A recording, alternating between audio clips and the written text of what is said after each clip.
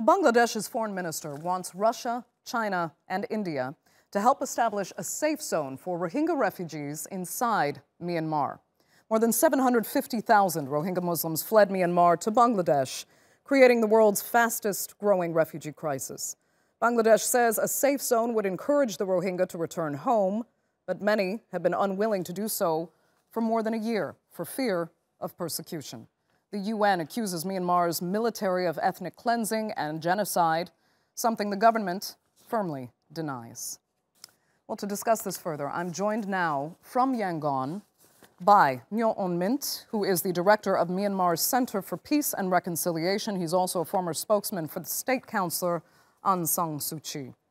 From London, we have Sultan Mahmud Sharif. He is the president of the UK chapter of Bangladesh's ruling party, the Awami League. And with me here in the studio is Azeem Ibrahim. He is the author of The Rohingyas Inside Myanmar's Genocide. Thanks all so much for joining us. Let me begin in the studio then with Azeem. We know Bangladesh does not want Rohingya refugees to get too comfortable, let's put it that way, on Bangladeshi soil, and as time passes, their fear is that's what's essentially going to happen. But since they are not safe returning home to Myanmar, is a safe zone the best middle ground? Well, this idea of the safe zone is quite a recent idea. I think has been proposed by Myanmar as another mechanism simply to buy time. We have been in this situation before. This is not the first exodus that we have seen. The Rohingya come over the border from Myanmar. This has happened multiple times before. You know, it's happened in the 80s, it happened a number of times in the 1990s and in the 2000s as well. So, and each time Myanmar proposes these kinds of solutions of safe zones, of repatriation, of various kind of mechanisms. And in each time we realise that it's simply just a mechanism to buy time until world attention moves on and those refugees become a permanent feature in Bangladesh. And I believe that is what the intention is at the moment, is simply to buy time. Nyo Ohn Myint, is it that insincere, the idea of a safe zone? Yeah, I don't think that's going to be the real sustainable solution because you know that the previously a lot of accusations, a lot of the complaints, but the presently there's going to be, it's quite a bit safe. Then a lot of international tensions, and then the government of Myanmar is willing to set the international standard. So I don't think that that's going to be a problem for the Rohingya refugee. In other words, it's going to be not only that the process, it's another like a refugee camp in Myanmar. But what about like almost 1,500,000 who still in Myanmar in that area? It's I never heard that that's going to be very danger for them. And then that's going to be another problem is that the international community should look at the safety for all, because the last couple months ago, there's going to be the almost half a dozen the Rakhine community, Rakhine women, and then other farmers were being killed. So that's going to be, it should say that safety for all. I think it's better. Okay. Let me turn to Sultan Mahmud Sharif. I mean, Dhaka, as we said, is seeking international backing as well for the establishment of this safe zone. How confident are you that it could actually work, given especially Azeem's feeling that it is just a time-buying mechanism on behalf of the Myanmar government, who has no intention of actually returning any Rohingyas safely to the country? Bangladesh's role is known to everybody. These people who are in trouble were driven out of their own land, and we used all our resources, all our abilities to see that they are safe inside Bangladesh territory in that situation. We have asked for international help. We have asked for all the countries of the world to support our attempt to send them back to their home, actual home and heart. That is our primary position. We want them to go back to their own land, live there peacefully as proper citizen of that country with all the human rights and rights available for any citizen.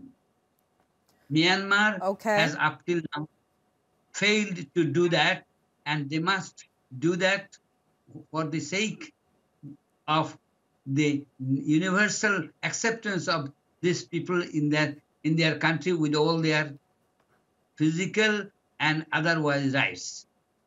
The torture and humiliation they have gone through over years and years must be ended as soon as possible. Okay. I mean, you can hear, Azeem, in a sense, the desperation of Bangladesh, even if they understand to an extent that it may be some time before it's anywhere near safe enough for refugees to be returned. They want it done quickly.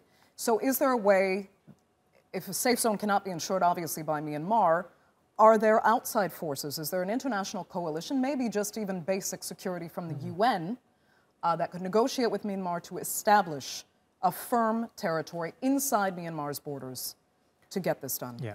The difficulty with that is that if you speak to any of the Rohingya refugees, none of them are actually willing to go back. You know, I spent a considerable amount of time in the camps, and I actually interviewed some of the Rohingya that were literally coming over the border, that came over fresh off the boat, and I asked all of them whether they're willing to go back. All of them said yes, but only if they're given equal rights and citizenship. And this is being denied. So the solution for Myanmar is relatively quite simple. It's take back the Rohingya, who are citizens of that land, and give them full citizenship and equal rights. And this is just another mechanism to prevaricate. I fully understand Bangladesh's situation. You know, they are having to foot the bill for this very unfairly. But I also believe that this strategy is flawed. They should be pursuing legal action against Myanmar for this exodus and pursuing Myanmar for financial compensation to host those refugees, to host their citizens in their country. No, but legal action could take years and years. And Myanmar, let's be honest, it hasn't minded, especially under the military dictatorship, it hasn't minded being a pariah state in the past. Why would it listen to international legal action that might rule against it? It will continue to fight. It sounds in theory as a perfect idea, but realistically, it would take far too long. And again, we'd have the Rohingya refugees making themselves more and more a part of the Bangladeshi territorial fabric. Yeah, and it's also equally unrealistic to assume that Myanmar is a sincere party in this endeavour. They have spent half a century trying to get rid of the Rohingya.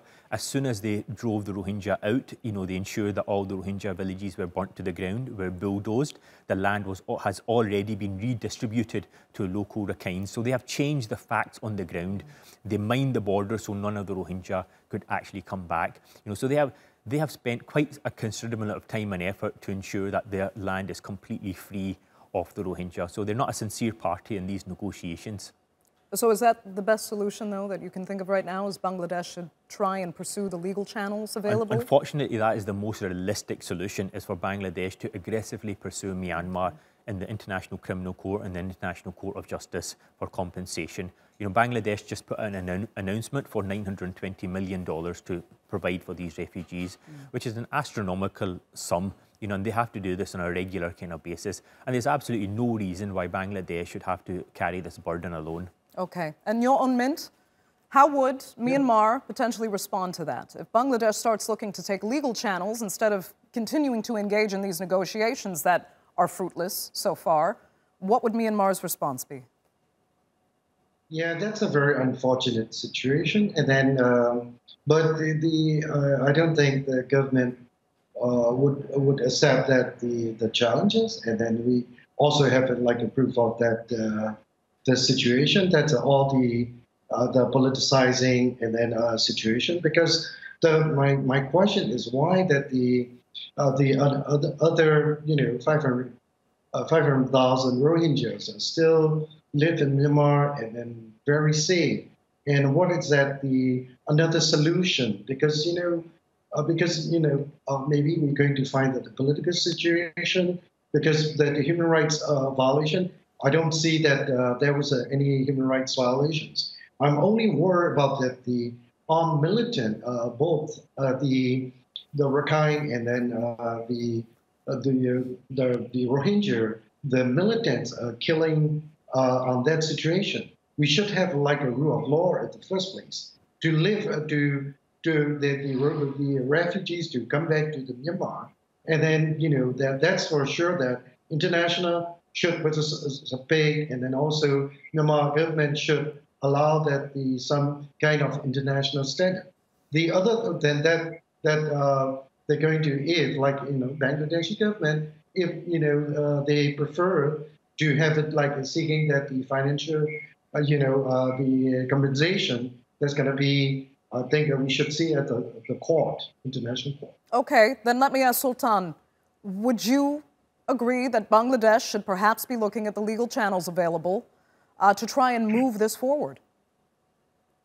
Bangladesh wants Myanmar to take their people back.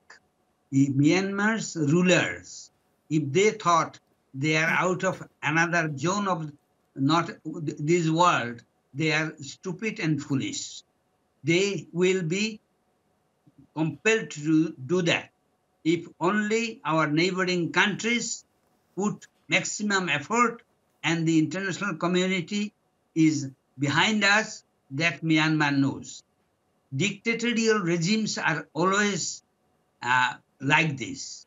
They have to be compelled by everybody together to feel that it is their people and they are not owners. Those people are the owners of that land.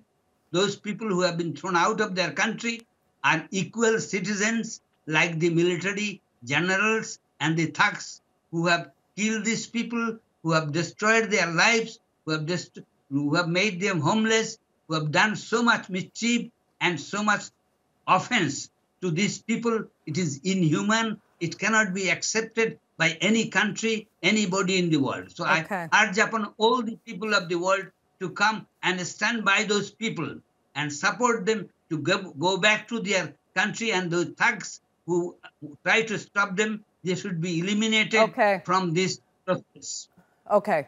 I'm not so sure then about Bangladesh's interest really in pursuing the legal channels. It's not obviously not that clear from the answer we got there, and of course it's something that will have to be considered at length. But let me move on to something else, because Myanmar's position here adds another layer of complexity to all of this, and that, as Nyo Ohn Myint said, they are looking for safety for all of Rakhine's people. And they argue that within the Rohingya Muslim refugee community, there are criminal elements, there are extremist elements that threaten the safety of other people in Rakhine State.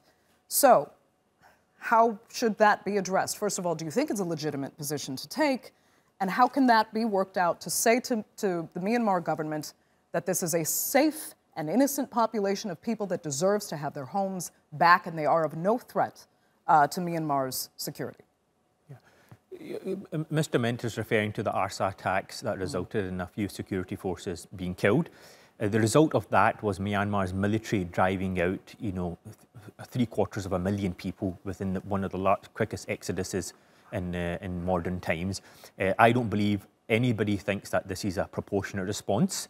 If there are criminal elements, you need police action against those criminal elements. But what we have here, what I take issue with your other guest, is that he said there's been no reports of human rights violations.